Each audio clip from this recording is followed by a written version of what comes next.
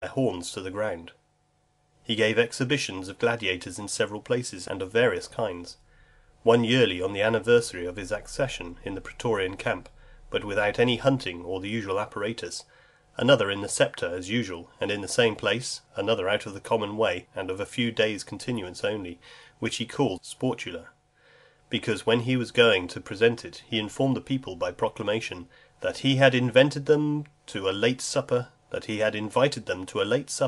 got up in haste and without ceremony. Nor did he lend himself to any kind of public diversion with more freedom and hilarity, insomuch that he would hold out his left hand, and joined by the common people count upon his fingers aloud the gold pieces presented to those who came off conquerors.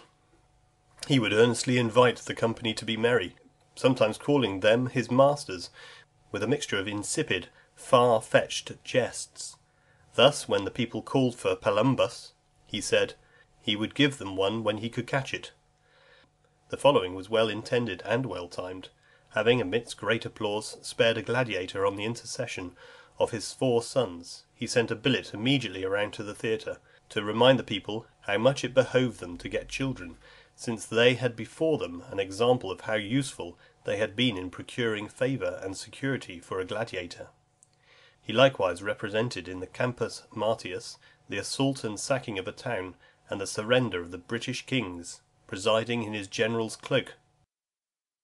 Immediately before he drew off the waters from the Fucian lake, he exhibited upon it a naval fight. But the combatants on board the fleets cried out, "Health attend you, noble emperor! We who are about to peril our lives salute you." And he replying, "Health attend you too," and they all refused to fight, as if by that response he had meant to excuse them. Upon this he hesitated for a time, whether he should not destroy them all with fire and sword. At last, leaping from his seat and running along the shore of the lake with tottering steps, the result of his foul excesses, he partly by fair words and partly by threats persuaded them to engage. This spectacle represented an engagement between the fleets of Sicily and Rhodes, consisting each of 12 ships of war, of 3 banks of oars. The signal for the encounter was given by the silver Triton, raised by machinery from the middle of the lake. With regard to religious ceremonies, the administration of affairs, both civil and military, and the condition of all orders of the people at home and abroad, some practices he corrected, others which had been laid aside he revived, and some regulations he introduced which were entirely new. In appointing new priests for the several colleges, he made no appointments without being sworn. When an earthquake happened in the city, he never failed to summon the people together by the praetor, and appoint holidays for sacred rites. And upon the sight of any ominous bird in the city or capital, he issued an order for the supplication, the words of which, by virtue of his office of high priest, after an exhortation from the rostra, he recited in the presence of the people, who repeated them after him, all workmen and slaves being first ordered to withdraw. The courts of Judicata, whose sittings had been formerly divided between the summer and winter months, he ordered for dispatch of business to sit the whole year round. The jurisdiction in matters of trust, which used to be granted annually by a special commission to certain magistrates, and in the city only, he made permanent, and extended the provincial judges likewise. He altered the clause added by Tiberius to the Papiapopian law, which inferred that men of 60 years of age were incapable of begetting children. He ordered that out of the ordinary course of proceeding, orphans might have guardians appointed to them by the consuls, and that those who were banished from any province by the chief magistrate should be debarred from coming into the city or any part of Italy.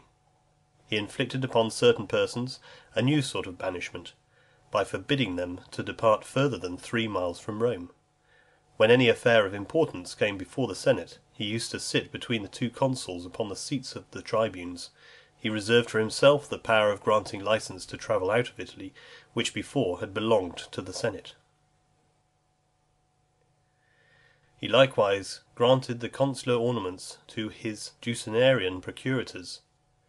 From those who declined the senatorian dignity, he took away the equestrian. Although he had in the beginning of his reign declared that he would admit no man into the Senate who was not the great-grandson of a Roman citizen, yet he gave the broad hem to the son of a freed man, on condition that he should be adopted by a Roman knight.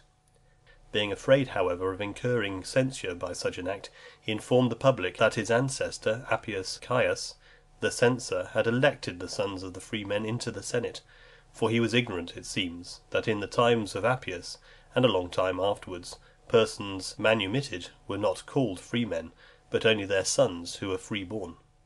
Instead of the expense which the college of quaestors was obliged to incur in paving the highways, he ordered them to give the people an exhibition of gladiators, and relieving them of the provinces of Ostia and Gaul, he reinstated them in charge of the treasury, which, since it had been taken from them, had been managed by praetors, or those who had formerly filled that office.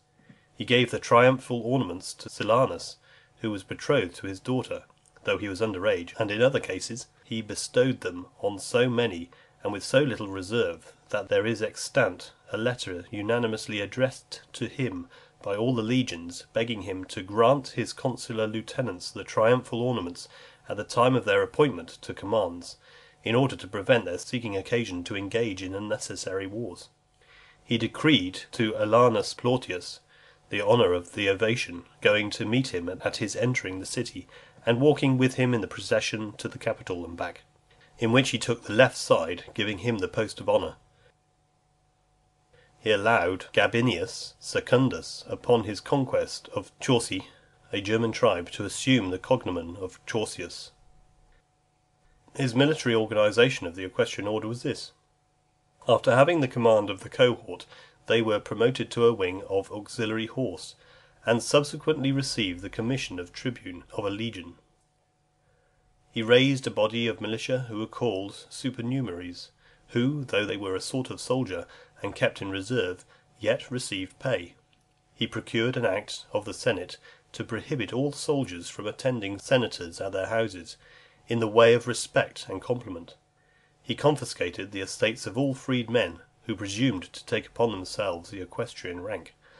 Such of them as were ungrateful to their patrons, and were complained of by them, he reduced to their former condition of slavery, and declared to their advocates that he would always give judgment against the freed men, in any suit at law which the masters might happen to have with them.